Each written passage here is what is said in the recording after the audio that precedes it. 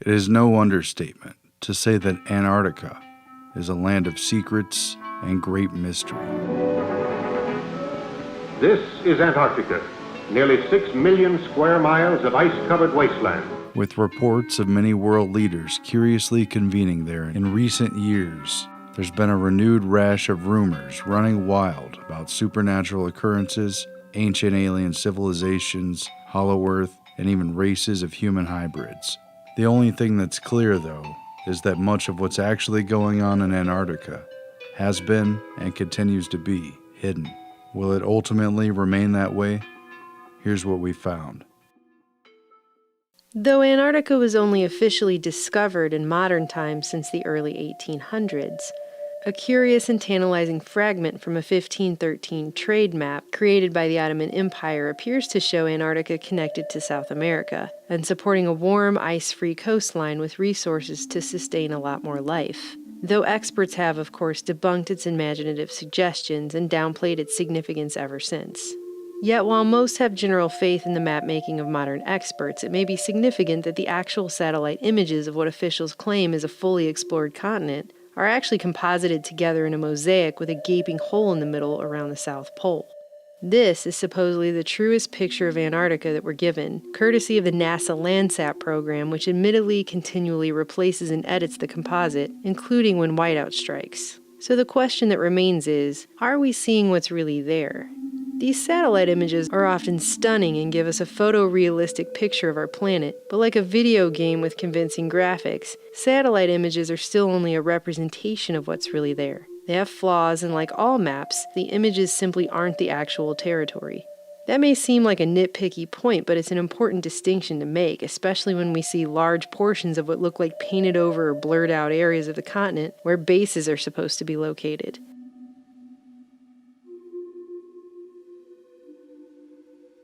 Considering even super secretive Area 51 shows up pretty clear on Google Earth, you have to ask yourself, what's really in Antarctica that in 2017 we still supposedly don't have sophisticated enough technology for the general public to see it? Investigations that West Antarctica and East Antarctica are actually two continents separated by an under-ice channel have largely been upheld. The Transantarctic Mountains and the chain of mountains up the Palmer Peninsula connect with the Andes Range, nearly touching South America where they were once connected by a land bridge. The questions began as soon as Antarctica was quote-unquote found. Have they, or will they, unearth something significant from humanity's past? Despite being told the entire continent is basically an icy, barren wasteland where hardly anything could survive or thrive, with no native human population other than visiting scientists. Freezing wastes without people, without life, without vegetation. Nature's most formidable challenge to man. Earlier reports show this is simply not the case.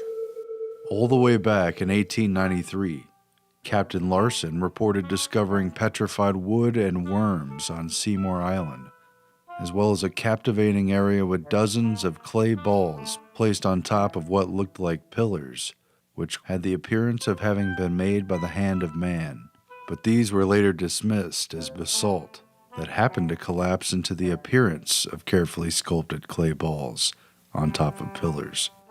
Between 1928 and 1930, then Commander Richard Byrd completed the first of 5 major modern expeditions to explore the Antarctic, and right away his team were captivated by evidence that there had once been a warmer climate while they were surveying vast tracts of otherwise icy land at the bottom of the earth.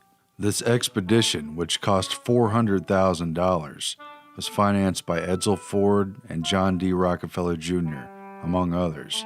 A 1930 article on Byrd's first mission noted, quote, "They expect in time to solve what is perhaps the world's greatest mystery, the existence of extensive vegetation of the vast uplands near the South Pole thousands of years ago, noting sufficient geological evidence to prove that at one time Antarctica was once warm enough to support at least a rich vegetable life." In 1947, the U.S. Navy claimed they found a place they named the Bunger Oasis, though it may have been explored earlier. The Soviets established a research station there during their expedition in 1956 at the now defunct Polish A.B. Dabrowski Polar Station, in a fascinating 200 square mile iceless area At the same time, it was noted that the Russians moved so much equipment and supplies into the oasis that Australian and New Zealand diplomats were convinced they may be setting up permanent air and submarine bases there. No wonder that one of the most compelling anomalies spotted on satellite images of Antarctica is only 35 miles from the Soviet base, in what appears to many to be a domed metal lid over some sort of underground entrance. In the meantime, no one has even confirmed or fully debunked the suspicions of conspiracy theorists on what this image even shows. Throughout further wide-scale explorations in the 40s and 50s, scientists on military expeditions reported finding ice-free oases with waterfalls cascading down rocky cliffs into dry valleys containing freshwater lakes on the interior of the continent, mountain ranges reaching thousands of feet above icy wastes, fossilized trees, and even the remains of petrified forests. In 1957, the U.S. military acknowledged finding at least 2 other oasis locations in Antarctica only a few hundred miles from the South Pole, both free of ice and large enough to house entire air bases. But the military wouldn't disclose the locations to prevent other nations from potentially establishing bases there. These oases reportedly have a radically different climate from the rest of the continent, places free of ice and snow where the soil can reach temperatures of 77 degrees Fahrenheit at midday, and warm winds blow over freshwater lakes where strange specimens grow. While transversing the interior, a seismologist gave his account in 1958 of coming across a fresh lake 100 yards across with pinkish flowers growing in the bottom of it, which he could not identify. Experts have concluded these areas could sustain year-round human settlements, yet these highly contrasted landscapes are often difficult to spot when browsing through satellite imagery for whatever reason. Antarctica's past life as a tropical oasis is further upheld by the discovery of geothermal heated lakes, where almost any form of life could have survived and even continued up until this point, even while the rest of the continent froze over. The Russians at Vostok Station confirmed the discovery of a huge freshwater lake buried nearly 2 miles under the ice cap that they named Lake Vostok. It has attracted a great deal of attention ever since they've successfully drilled through the ice cap and collected active biological samples of living bacteria from a liquid lake that has otherwise been an isolated ecosystem for what scientists claim is as much as 15 million years. Located at the so-called South Pole of Cold, Lake Vostok is nearly as big as Lake Ontario, and at 6,000 square miles in surface area, 160 miles in length, and 30 miles of width, it measures to an astounding depth of more than 2,600 feet at some points. Its scientists claim they've found more than 3,500 life forms, as well as rich fossil evidence from a time that they've up until now known nothing about. Even more curious, however, was the confirmed discovery of a huge magnetic anomaly on the east coast of this underground lake that spans a vast 65 by 47 miles. Mainstream scientists hypothesized that a thinning of the Earth's crust at that location caused the anomaly, while others suggested a meteorite hit there, while still others suggest that the dimensions of such a significant magnetic anomaly could signify a lost city on the shores of the underground lake. With so much secrecy shrouding Antarctica, do you think the public would be told if something were found there? Interestingly, it parallels the plot to the film 2001: A Space Odyssey. Scientists on the moon unearth a vast psychomagnetic anomaly that proves to be a monolithic signal device from an unseen extraterrestrial race. Hundreds of these subglacial lakes are known to exist, and most remain still unexplored. However, when scientists drilled into the ice cap of a much shallower and smaller subglacial lake known as Lake Whillans, they found living jellyfish, crustaceans, and even 8-inch translucent pink fish, and what they said was an old ecosystem eroding from the ice hovering above the lake. These finds and more continue to fuel speculation, as they have over the past century, that Antarctica is holding on to secret links to mankind's past, and possibly the remnants of ancient civilizations which could have resided there in warmer times.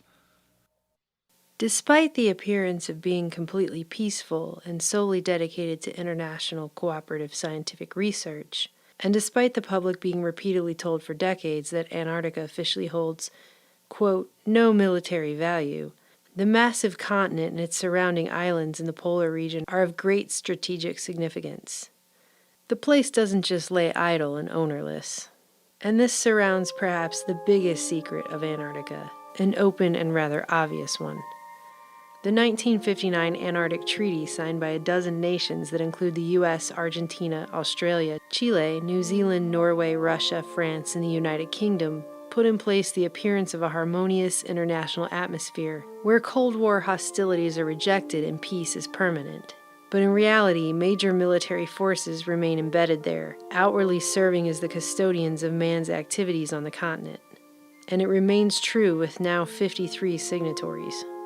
Significantly, the 1959 treaty immediately followed the 1957-1958 International Geophysical Year, which organized dozens of nations to participate in the Antarctic and other parts of the globe to establish permanent scientific bases and conduct unprecedented exploration and experimentation. The recommendation to make 57-58 an IGY event was initiated by astrophysicist Dr. James Van Allen, who was working with the Navy to test his developing theories about the geomagnetic forces that surround the planet, including the intense bands of harmful radiation that bear Van Allen's name. Meteorologist and Navy contractor Harry Wexler was working closely on this research as well, and was appointed chief U.S. scientist for the International Geophysical Year, which created a dual pretext for upper atmosphere tests and weather experiments that served both military and scientific interests, and for creating a permanent military backbone that could provide continuous support for bases, transport, and logistics. The main job that faced the Seabees during the second year at Antarctica was the building of 5 new bases. Each of these stations would supply vital information to the various scientific projects of the IGY program. Science gave the U.S., Russia, and Great Britain's military the justification needed for a permanent mission in the South Pole. Operation Deep Freeze was commenced by the U.S. in 1955, 2 years before the International Geophysical Year, sending thousands of Naval and Air Force troops, as well as militarized construction units from the Navy Seabees, to carve out permanent bases to support the scientific effort. In less than 1 month, pilots of EX-6 mapped and photographed over 1 million square miles of territory. Operation Deep Freeze created a never-ending permanent mission for the military amid a climate of international cooperation. The opportunity for cover and secrecy was astounding. In proposing the bases, members of the U.S. National Security Council forced an improbable merger between their national military goals and the International Geophysical Year program, silencing early opposition from the scientific community via the recognition that a military-backed mission, channeled through the National Science Foundation, would bring nearly unlimited funds for the projects they had championed, albeit at the cost of quietly acknowledging that parallel military activities were taking place largely in secret. The activities of Operation Deep Freeze 1, the Glacier, with Admiral Dufek aboard, made a notable cruise around the Antarctic continent. The purpose of this voyage was to locate suitable sites for more IGY stations to be established in later operations. The Glacier's cruise around the continent brought Deep Freeze 1 to a successful conclusion. Under the treaty, territorial claims are not addressed, though new claims are prohibited. With the status quo on ice, the U.S., British, and Russian installations remain like Antarctica's other secrets, frozen from political interference. But this form of peace can be deceiving and belie anything lurking just beneath the surface. With the treaty not taking effect until 1961, Operation Deep Freeze was a huge preemptive military mobilization effort to establish a permanent foothold on the continent. The only real question is, how far did they get? There have been many rumors about underground bases on Antarctica, but by their very virtue they are difficult to confirm, and as a result, legends, rumors, and imaginations run wild. And yet, there is solid evidence to support the idea that a significant military-industrial complex is indeed embedded underneath Antarctica's icy facade. Most of the early expeditions to Antarctica in the later 1800s and early 1900s were largely concerned with establishing claims and merely surviving the harsh environment. With improved technology, flight became viable, as did ice-breaking ships and specialized vehicles for ice-capped terrain. In the 1920s, U.S. Navy Admiral Richard E. Byrd achieved fame as the first person to fly over both the North and South Poles, though not without controversy. Byrd's first of 5 expeditions to Antarctica from 1928 to 1929 was privately sponsored by backers including the Rockefellers and Fords, seeking uranium, coal, and shale deposits, gold, copper, and other exploitable minerals, as well as locations to establish base camps. Byrd established Little America, among other camps, which was later plunged into the sea by the shifting ice. Byrd's second 1934 to 1935 expedition focused more on weather. Publicly, the expedition was mostly known for Byrd's dramatic wintering in alone at a meteorological station where he nearly died of carbon monoxide poisoning from a poorly vented stove, yet he lived to publish a best-selling account of it. Behind the drama, it was a major effort to study the relationship between seismic activity, geomagnetic forces, atmosphere, and weather. James Van Allen, who discovered the Van Allen radiation belts that bear his name, took part in Byrd's second expedition as assistant to the chief scientist, and later became a driving force in Antarctic weather experimentation, while Byrd helped the U.S. secure its claims there. Hitler's right-hand man, Hermann Goering, personally signed off on Germany's third expedition to Antarctica, and its first since before World War I. This became the infamous Neuschwabenland Nazi expedition, launched in 1938 and completed officially in 1939, just before initiating war with Poland. It was to be a secret reconnaissance expedition, with only 33 members plus the ship's crew. Following a German whaling expedition in 1937-38, it aimed ostensibly at increasing the production of fat for the coming war effort. However, the real mission was clearly to establish permanent bases for Nazi raids and other naval activities. The Nazis staked out claims and dropped flags from planes over a large 231,000 square kilometer area, taking some 16,000 aerial color photos, along with prospector data to support legal claims based on the right of exploration, utterly disregarding previous claims by Norway over Queen Maud Land. Finding out about the secret mission through their German diplomat, Norway quickly attempted to annex the territory by decree 3 days before the Nazi expedition even reached Antarctica. But it didn't deter Germany, who issued a decree in August 1939 after the mission, establishing a German Antarctic sector, officially called Neuschwabenland. Less than a year later, in 1940, Germany had invaded and occupied both Norway and Queen Maud Land. Even mainstream historians admit officially that there is evidence of at least minor Nazi coastal bases in Antarctica, ones that were large enough to dock German battleships during the war. But there's no clear record of activities beyond that. Unofficially, rumors allege that several Nazi U-boats that disappeared from the records had carried top officials including Hitler to the South Pole after the war, and that a more extensive and permanent base existed. If this holds any truth, one possible location for a substantial fortress would have been the 200-square-mile ice-free Schirmacher Oasis, which the Nazis had first identified from the air, and which supported numerous international stations after the war.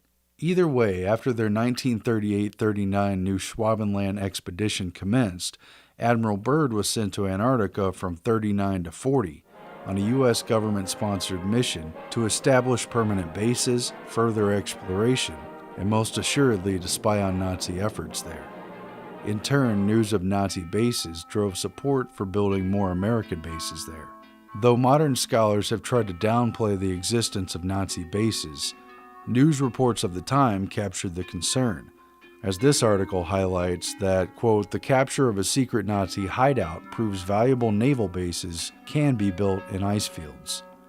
It also stated, quote, there, hidden away in some undisclosed quarter of the Antarctic quadrant, a British naval patrol recently found a Nazi naval base. True, it was only of small dimensions, yet was sufficiently enough equipped to have repaired even the Graf Spee, referring to the notorious Nazi commercial raider that was attacking British commerce ships. A 1942 article asked U.S. naval bases in the Antarctic and began discussing, quote, the possibility of using the Antarctic continent as one of the jumping-off places for the great naval offensive that would wipe Japan's rising sun flag off the face of the southern seas. And it discussed how it would become a pivot from which we could guard and control both the South Atlantic and the South Pacific. Clearly, Antarctica had become an important military position. Admiral Byrd also made this point at the time of his 1940 expedition, saying, "As we all know, the Panama Canal may be under attack someday. It may even be destroyed by a hostile power. The Navy has to think of such a possible eventuality. That is why Antarctica looms in strategic value." The British formalized its efforts to surveil and counter Nazi presence in the Antarctic during World War II under Operation Tabarin, where they sought to establish major Antarctic bases. The name Tabarin references a famous charlatan and street performer from the 17th century who used trickery and guile to hawk snake oil cures and put on provocative acts. The mission sought to utilize any pretext to occupy key Antarctic islands and counter illegitimate Nazi claims in Queen Maud Land. The British saw it as a power play to stave off Axis domination of the southernmost routes, especially between South America's tip and the Upper Peninsula. Britain reported not only Nazi bases there, but vexing Japanese whaling expeditions as well, and a definitive move was needed to outmaneuver Nazi-friendly Argentina, who held the de facto claim to influence over the region. The British occupied several key positions, including Deception Island, a tiny donut-shaped piece of land known for having the only ideal sheltered anchorage in Antarctica, but also host to an active volcano under its calm waters, as well as Hope Bay, an ice-free coast on the tip of Palmer Peninsula, as well as the more northern Falkland Islands, which it had first claimed in 1908. In short, this is closely related to why Britain felt strongly enough about the place to fight a war with Argentina for the Falkland Islands in the 1980s, long after Britain's empire had supposedly faded. These strongholds and others were necessary to defend the important passage routes between the South Atlantic and Pacific Oceans, vital to the commercial and military affairs of both Britain and America, as well as to contend for supremacy in Antarctica. In World War II, the British fired upon the Germans' notorious Graf Spee pocket battleship in 1939 during the Battle of River Plate. A previous report indicated that British believed the Graf Spee was docking at a covert base in Antarctica and raided its commercial vessels. Though it wasn't heavily damaged, the Graf Spee was forced to scuttle to Uruguay and abandon crew after its critical fuel cleaning system was destroyed. Captain Langsdorff committed suicide, and dozens of people died. The quiet battle for control of the southern oceans had now cost blood. Under Tabarin, Britain tore down Argentinian flags and destroyed whaling stations that could supposedly be used by the Nazis and set up their own bases and stations to replace them. In the post-war era, Britain made fresh claims over the South Shetland Islands, the South Georgia Islands, and the Falkland Islands, even after the 1959 treaty. More secretly, the British built a significant base, known as Modheim Base, on the mainland of eastern Antarctica and in the general vicinity of the Nazis' new Schwabenland base in Queen Maud Land. An advanced base was also built in the ice-free portions of the mountains near the pyramid Nunatak, but it remains little known and obscure even on modern satellite images, utilizing underground tunnels to connect tiny research huts and a sophisticated system to protect the base from snow and ice damage over time. In fact, it is very hard to find any mentions or any information at all about the Modheim bases in newspapers after the mid-1950s. It was with the assertion of British power on the southern continent that U.S. Admiral Richard E. Byrd launched Operation High Jump, and with the wartime conclusion of Operation Tabarin, British interest in the Antarctic essentially rolled over into Allied interest with the U.S., almost seamlessly continuing during the U.S.-led military invasion to conquer Antarctica. It was completely unprecedented. Admiral Richard Byrd and Rear Admiral Richard Cruzen led some 4,700 men and brought 13 Navy vessels, an icebreaker ship, an aircraft carrier, battleships, a state-of-the-art submarine, and a fleet of planes and helicopters developed for the extreme cold to surround the continent and establish new bases. This largest ever polar deployment served as an exercise for cold weather warfare to oppose communist aggression and came with the talking points of protecting against an enemy operating from the poles and able to mobilize very quickly. Thus, the U.S. intended to establish a permanent presence there. At the mission's conclusion, Byrd told reporters embedded with him, quote, "The almost terrifying rate of speed at which our world is shrinking is the great object lesson. We can no longer believe that distance guarantees us safety, that oceans and poles will be our ever-protecting no man's land. If he could succeed in taking 4,000 young Americans into the cold and unknown Antarctic, that others could do the same as well." But Admiral Byrd was forced to retreat from the mission after only a few months. Newspaper accounts blamed the ice and the freezing up of the waterways. the same excuse mentioned ahead of time in papers before the expedition departed. Some have claimed that Byrd met a superior force that even possessed UFO aircraft that drove Byrd out of Antarctica. But this account is largely substantiated by a quote which attributed Admiral Byrd as saying, in case of a new war, the continental U.S. would be attacked by flying objects, which could fly pole to pole at incredible speeds. However, retrieval of the article this quote was said to appear in, dated March 5, 1947, and written by Lee Van Atta, an International News Service correspondent who accompanied the expedition, carried a different account, with a few similarities from which grains of truth were plucked. It read, quote, Rear Admiral Richard E. Byrd warned that the U.S. must guard against any future invasion by hostile aircraft from across the polar regions of the Earth, which bears a resemblance yet a different meaning from the phrase flying objects which could fly pole to pole. The Admiral declared it is no scare phrase but a bitter reality to state that conflict, should it ever come again, will lash out at our nation over one or both poles.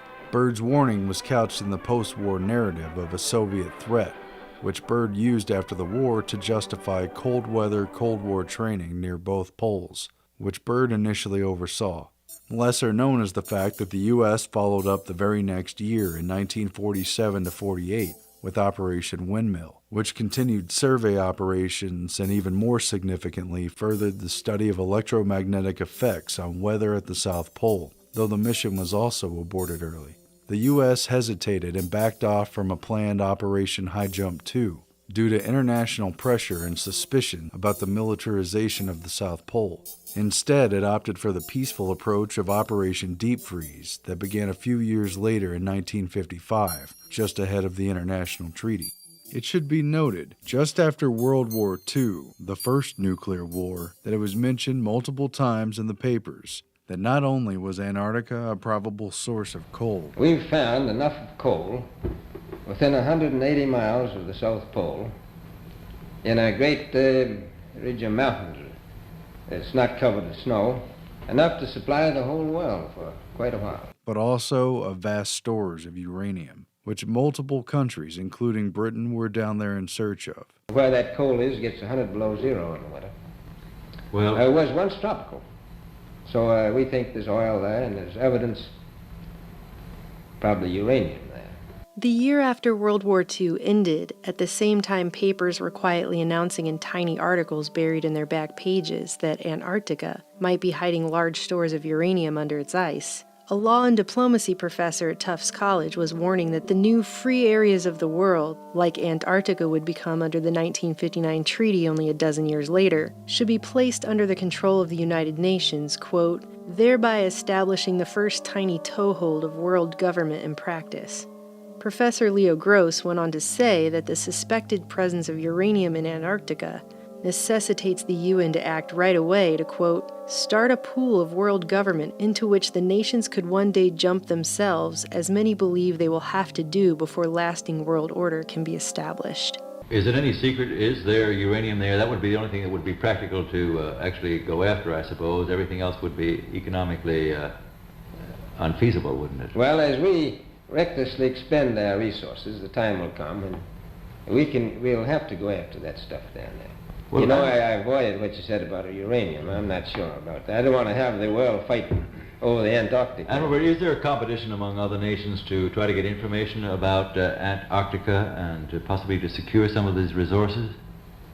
Well, yes. There are now 7 nations very much interested. During the construction of these major installations, tunnels were dug between buildings, tunnels were dug for supplies and utility units, and for specialized equipment. Underground entrances and bases were expanded and reinforced to protect against the harsh weather. Were there secret underground military facilities constructed during or after this time? Were there any banned weapons tests or military activities and installations that went fully operational before the Antarctic Treaty set in? The answers are mostly silent, like the vast icy wastelands that have intrigued so many searchers. Below the surface of a giant ice cap, A city is buried. Some very interesting disclosures were declassified about U.S. military installations in Greenland, which took place in the 1960s with the cooperation of Denmark and NATO. This is the story of Camp Century, the city under ice. While feeding European allies and the American people a highly publicized cover story about the triumphs over nature and building an underground city for research under the ice at Greenland's Camp Century, the basic concept was simple.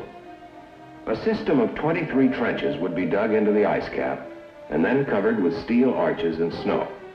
Branching off the main communication trench would be a series of lateral trenches housing complete research, laboratory and test facilities, modern living quarters and recreation areas, and a complex of support facilities. The Pentagon kept its real activities a secret. Only later did the truth about top-secret Project Iceworm surface. The Pentagon was attempting to put in place mobile nuclear launching sites that would utilize thousands of miles of tunnels to station ICBMs from theoretically random positions, all without Denmark's knowledge or consent. Later, an escape hatch would be placed at the end of a small wooden form for an emergency exit. Were similar installations attempted in Antarctica? Like Greenland's Camp Century, Antarctica's McMurdo and Byrd stations also featured a nuclear reactor, as well as under-ice tunnels. 16 of these escape hatches were strategically located throughout the various tunnels.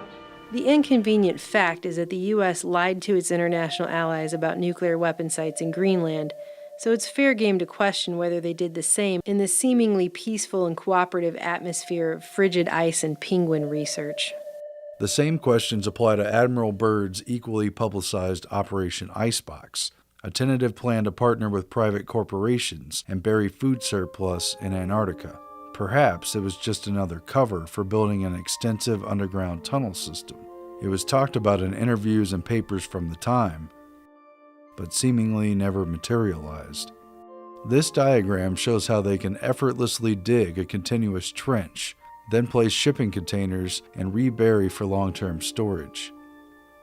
The article advertised, quote, "We plan to bury a cache of 100 loaves of bread every year over the next 100 years. We won't be here to finish the experiment, but our great-grandchildren will. We could create a permanent icebox for our food surpluses in the Antarctic, save on storage, and contribute a great act of international goodwill." Again, Greenland may be a blueprint for what was attempted in Antarctica. It should also be noted that the 1961 Atomic Energy Commission had completed an extensive labyrinth of underground tunnels in the Nevada desert for the purposes of underground nuclear testing. The agency told the AP at the time, quote, "The tunnels are being constructed for any use deemed necessary if and when the administration decides to resume nuclear testing." During Operation High Jump, an Arctic submarine laboratory was dispatched to Antarctica from a California naval base where it tested under-ice operations with great success. This was a pivotal moment for underwater and polar warfare. Prior to launch, Admiral Byrd contacted Dr. Waldo Lyon, the top naval warfare submarine guy at their San Diego base, to ask him if there was any research he wanted to do in conjunction with the expedition. Lyon asked to test a new submarine in the ice-filled waters, and so they did. This Antarctic deployment was the first major field trial for subarctic submarine conditions, with success leading to new capabilities such as breaking through ice to surface and launching a nuclear warhead from underwater in range of Cold War targets anywhere on the map. Moreover, thousands of men were deployed to DEW-line distant early warning stations in North Canada and Greenland, and to submarines and aircraft patrolling the Bering Sea and northern Arctic waters under training originally supervised by Admiral Byrd. No further military tests were ever admitted in Antarctica, despite a massive militarization on the ice. And what came of the breakthroughs in ice core drilling, ice melting cryobots, deep-sea sea lab experiments designed for Arctic waters, and the 500-meter depths of its continental shelf? All of this must have made Antarctica's frozen abyss more accessible. Yet has anything significant been found? Have any bases been constructed there using tunnel boring systems, utilizing natural caves or geothermal hotspots? It's a big continent, so it's a very intriguing and perhaps plausible maybe. Again, Greenland may be a blueprint for what was attempted in Antarctica. Another little-known and underexplained role in Antarctica is that of NASA engineers, who sent units to train for conditions that might be found in space. Numerous press reports in the 50s and 60s made the point of comparing Antarctica's conditions to that of the Moon and Mars, cold, unforgiving, and remote.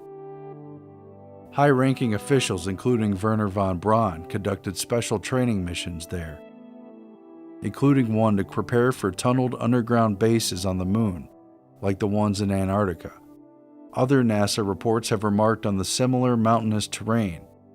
But did these training missions for space travel also double as an opportunity to upgrade and expand military bases under peaceful pretext in the region? Did NASA take advantage of the reclusive area as a secret launching base? How many rockets were being test-fired here? And what was their real purpose? And in early fall 1963, there were claims made that a nuclear bomb was detonated on the Antarctic continent. But as it did not register fallout, it was believed to have been set off either in the upper atmosphere where previous tests had been conducted or underneath the ice sheet. But the news was smothered. Despite the fact that this August 1963 blast, or test, was detected 2 days before the U.S. and Russia signed the Nuclear Test Ban Treaty, the White House ordered the detection of the explosion to be kept quiet until after the Senate voted on ratifying the grand sweeping treaty. The DoD originally denied that any explosion took place, and even tried to pass it off as a natural phenomenon before later conceding that it had in fact happened. The U.S. quietly pointed fingers at the Soviet Union, and months before his assassination, JFK decided to call for inspections of Russian bases in Antarctica under the terms of the 1959 treaty. Though the U.S. military initially denied reports of a nuclear weapon being detected, the Navy quietly admitted that this was the case, immediately the day after Kennedy's assassination. We found it mentioned on page 12A, following page after page of detailed and emotional JFK assassination coverage. After that, the issue seemed to disappear from public view. Did the Russians, the United States, or a joint scientific venture between multiple countries set off a nuke in the upper atmosphere of the poles in order to create an artificial EMP or aurora effect? If they did, it may have been allowed under the Antarctic Treaty, if and only if it was purely for science, and all member states agreed. If so, whatever they found or tested has been kept entirely under wraps. The absolute biggest secret of all in Antarctica is the electromagnetic energy that surrounds and saturates life on planet Earth. How, precisely, does the magnetic energy from the poles create and modify weather? Why are the poles frozen? Why a huge landmass at one pole and an open ring of ocean at the other?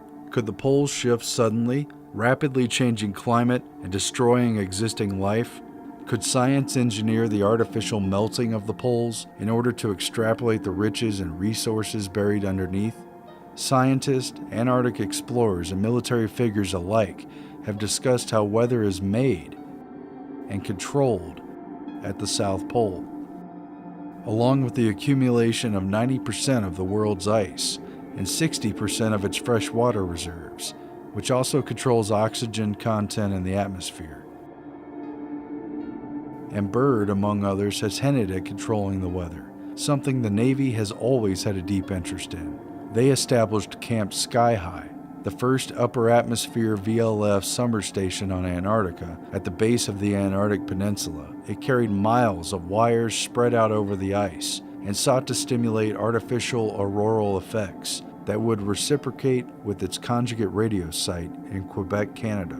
Resembling a gigantic peeled orange, this Rowan dome was assembled from prefabricated curved sections.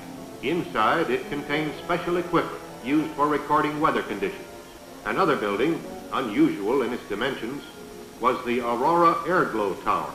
Skull and Bones journalist and op-ed extraordinaire William F. Buckley visited the South Pole and remarked on its use for weather control, interacting with scientists studying hydrodynamics of the Earth's core, as well as geomagnetic effects on weather. Harry Wexler, the chief U.S. scientist who was experimenting with weather control, was put in charge of the International Geophysical Year in 1958.